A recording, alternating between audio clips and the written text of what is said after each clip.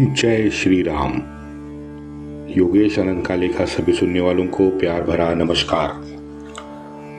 मित्रों, अगर मेरा कंटेंट आपको अच्छा लगता है तो लाइक, शेयर और सब्सक्राइब करना ना भूलें और वो लाइक का बटन ज़रूर दबाएं, हमें यूट्यूब पर जिंदा रखें। मित्रों, जब पुणे से उत्तर की ओर भाऊ निकला था तो नाना ने उसे इस पूरे अभियान के लिए 1 करोड़ रुपए दिए थे, हम जानते हैं। प्रत्यक्षात भाऊ के इस पूरे अभियान में भाऊ का दर माह 6 लाख रुपए खर्च हो रहा था, यानी 10 महीने में कम से कम 60 लाख रुपए भाऊ ने अपनी फौज पे खर्च किए। अंतिम 4 महीनों में ये खर्चा 40 लाख रुपए से ज्यादा हो गया था। अब इसमें अंतिम 4 महीनों में ये कुंजपुरा की वसूली भी शामिल ही है। लेकिन जो अंतिम 1.5 महीना था, इस अंतिम 1.5 महीने में खान पान के सामान में महंगाई ने विकराल रूप धारण कर लिया था। भाऊ के साथ जो प्रमुख मराठी सरदार थे वो अपने अपने टुकड़ियों का खर्चा तब तक खुद उठा रहे थे, लेकिन जैसे महंगाई बढ़ी, आखिरी 1.5 महीने का सारा महंगाई का बोझ सभी सरदारों ने भाऊ के ऊपर डाल दिया। इसी वजह से फिर भाऊ को अपने परिवार का सारा सोना चांदी बेचना पड़ा, टांगसाल खोलनी पड़ी, वहां पे रुपए के सिक्के बनवाने पड़े। उसमें भी खर्चा बहुत आया और जो बनाए गए सिक्के थे वो भी खर्च हो गए। यानी 14 जनवरी आते आते भाऊ पूरी तरह से कफल्लक हो चुका था। आज संरक्षण तज्ञ ये मानते हैं कि पानीपत अभियान में कुल खर्चा 3 करोड़ के ऊपर गया था। बखरकार जो है, ये दोनों बखरकार 3 करोड़ के आसपास का पूरा खर्चा बताते हैं। अब ये खर्चा जैसे तैसे भाऊ ने निभाया, उसकी डिटेल हम सुन चुके हैं। भाऊ के सामने जो था, अब उसका हाल देखते हैं। मनुष्य हानि अगर मित्रों छोड़ दे तो अब्दाली का ज्यादा नुकसान नहीं हुआ और मनुष्य हानि भी उसके अफगानों की ज्यादा बिल्कुल नहीं हुई। काबुल से 80,000 अफगानी चले थे। अब पानीपत में आते आते 40,000 रह गए थे, यानी 40,000 रुपए बीच में ही निपट गए थे। अंतिम दिन 14 जनवरी को अब्दाली ने रोहिलों को सबसे आगे रखा था। यही वजह है कि बड़ी संख्या में रोहिले पानीपत में मारे गए। शुजा होशियार निकला। शुजा ने अपनी पूरी फौज को सबसे बाजू में, दाएं बाजू के सबसे आखिर में रखा था। सटवाजी जाधव हो या नाना फडणवीस हो, उनके पत्रों से खुलासा होता है। काशीराय भी ये मानता था कि अगर नारोशंकर डट के दिल्ली में खड़ा रहता, कन्नौज में 1.5 के बजाय 5-10 हजार मुगलों को भेजता, रोहिला खंड में वो लोग जाते, ग्वालियर तक आई पुणे की मराठी सेना आगे थोड़ी सी रोहिला खंड या पानीपत तक अगर आ जाती तो अब्दाली को बिना लड़े स्वदेश भागने के अलावा दूसरा चारा बिल्कुल नहीं होता। नारोशंकर के दिल्ली छोड़ने के बाद, यानी 21 जनवरी को, नारोशंकर के दिल्ली छोड़ने के बाद 21 जनवरी को, यानी 7 पानीपत की विभीषिका के 7 दिन बाद अब्दाली दिल्ली आया।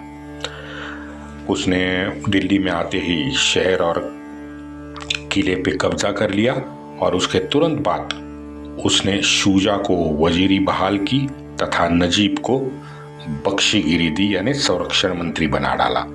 अब पूरा दिल्ली शहर की सुरक्षा व्यवस्था नजीब ने अपने हाथ में ले ली। तकरीबन 1.5-2 महीने अब्दाली दिल्ली में था। सारे रोहिले अब शुजा के साथ इन 1.5-2 महीनों में पैसों को लेकर अब्दाली से लड़ पड़े थे। इस 1.5 महीने में शुजा उसे छोड़कर लखनऊ चला गया था। कमजोर पड़े नजीब ने तुरंत अलतकैया कर लिया, अपना एक वकील पेशवा से मिलने भेज दिया। नजीब संधिवार्ता के लिए बेचैन हो उठा था। ये कोई नई बात तो है नहीं, हम सब जानते हैं कि मोमिन और आत्मसम्मान, सत्य वचन ये परस्पर विरोधी शब्द है। इसमें कोई मेल नहीं है। पेशवा दिल्ली लौटेगा, पेशवा दिल्ली फिर राज करेगा, इस विचार से सारे दिल्ली वासियों में एक खलबल मच गई थी। नाना ने भी यहाँ लिखा है, नाना यानी नाना फडणवीस ने लिखा है, वो मैंने पत्र आपको विस्तार से बता दिया है। नाना कहता है, युद्ध है, यश अपयश ईश्वर के हाथ है, भगवान कृपा से सब ठीक होगा। दूसरे एक पत्र में नाना कहता है, जो होना था वो हो गया, अब अरुणोदय मैं देख रहा हूं, नया दिन नई शुरुआत में देख रहा हूं। अब यही जो सोच थी वो सार्वजनिक बनते देख दिल्ली में अब्दाली स्वयं को असुरक्षित महसूस करने लगा। वैसे भी अब्दाली भी ये सोचता होगा कि भाई इस युद्ध से मुझे क्या मिला। पातशाह तो पहले से मुझसे दूर है। दिल्ली में शिया, सुन्नी और सूफी इनका अलग अपना खेल चल रहा था। उत्तर भारत में शिया और सूफी तब हावी होते देख सुन्नी बड़े बेचैन हो उठे थे। अब इस स्थानिक संघर्ष में ये अफगान अब्दाली सारी जनता की आंखों में चुभ रहा था और ये अब्दाली को महसूस हो रहा था। दिल्ली में अब अफगानों के बीच भी, अफगान सेना के बीच में भी नाराजगी के सुर निकलने शुरू हो गए थे। सामान्य अफगान को 2 साल से अपना पगार नहीं मिला था। जब से वो भारत आया था तब से उस अफगान सैनिक को सिर्फ इस्लाम का चूरन यहाँ के मौलवी ने खिलाया था। अब वो सोच रहा था और पूछ रहा था, भाई वो तो सब हो गया, पैसे का क्या, स्वदेश लौटो, स्वदेश लौटो। ये स्वदेश लौटने की आवाज अब अफगान फौजियों में तेज होती जा रही थी।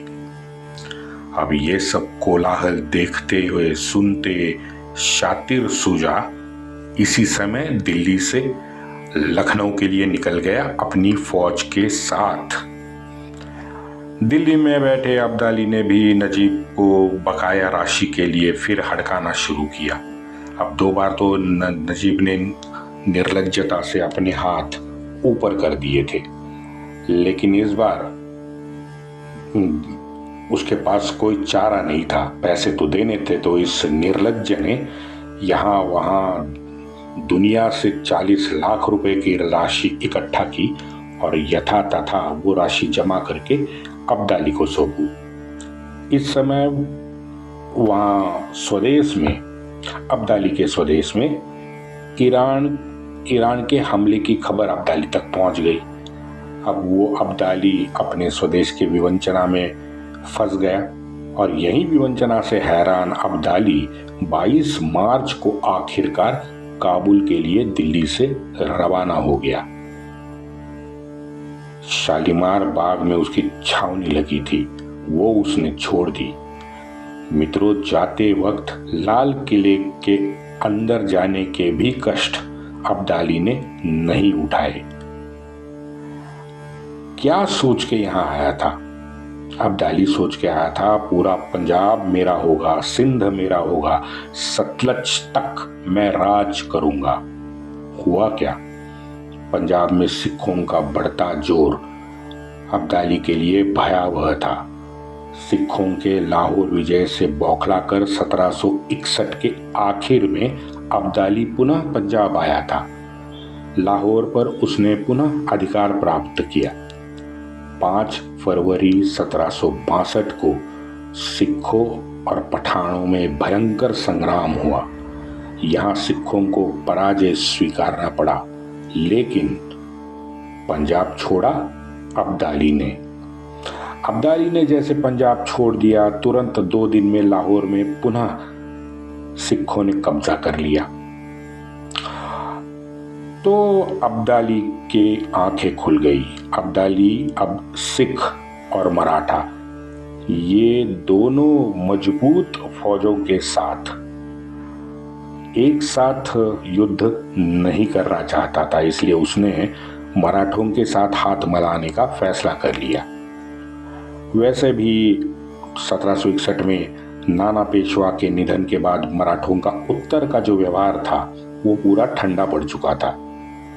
दिल्ली में हिंगणे वकील मौजूद था, तो हिंगणे वकील से अब्दाली के वकील ने बात की और अब्दाली के वकील गुलराज और आनंद राम पुणे पहुंचे। फरवरी 1763 में ये दोनों पुणे आए। मार्च के आखिरी दिन तक 1763 में ये उत्तर लौटे हैं, यानी 1-1.5 महीना ये पुणे और अहमदनगर यानी अहिल्यानगर रुके।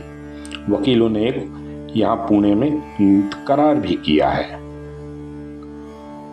कैलाशवासी तीर्थ रूप नाना साहब के समय की व्यवस्था उत्तर में कायम होगी और बदले में वकीलों को यानी इन दोनों वकीलों को रोहिलखंड में 40,000 राजस्व की जागीर मिलेगी। करार की तारीख थी 8 मार्च 1763। इन वकीलों को पेशवा ने अहिल्यानगर के किले में रखा था जब करार हुआ। वकीलों ने पेशवा को अफगानी पोशाक दिलवाया। बदले में पेशवा ने भद्रगज नामक हाथी अब्दाली को भेंट में दे दिया। चलो बढ़िया हुआ, मराठों ने अंतिमतः सुलूख कर लिया। वैसे पंजाब में सिखों ने अब्दाली की पूरी कमर तोड़ दी थी। आगे 1767 में फिर एक बार अब्दाली पंजाब आया, लेकिन लाभ शून्य हुआ। हिंदुस्तान के हालात पानीपत के बाद पूरी तरह से बदल चुके थे। इस बार हाथ हिलाते अब्दाली फिर स्वदेश लौटा।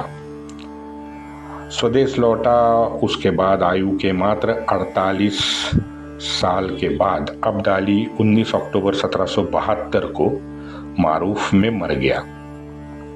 ये चमन के नजदीक एक गांव है, वहां पे उसने अंतिम सांस ली। उसका लौंडा था तैमूर। अब तैमूर ने कमाल कर दी।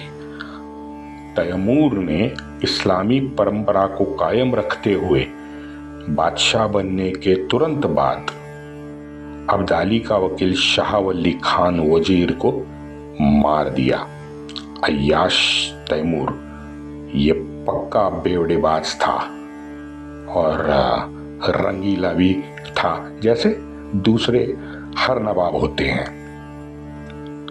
आगे चल के 18 मई 1793 में वो भी मर गया। कल आगे सुनते हैं। वंदे मातरम।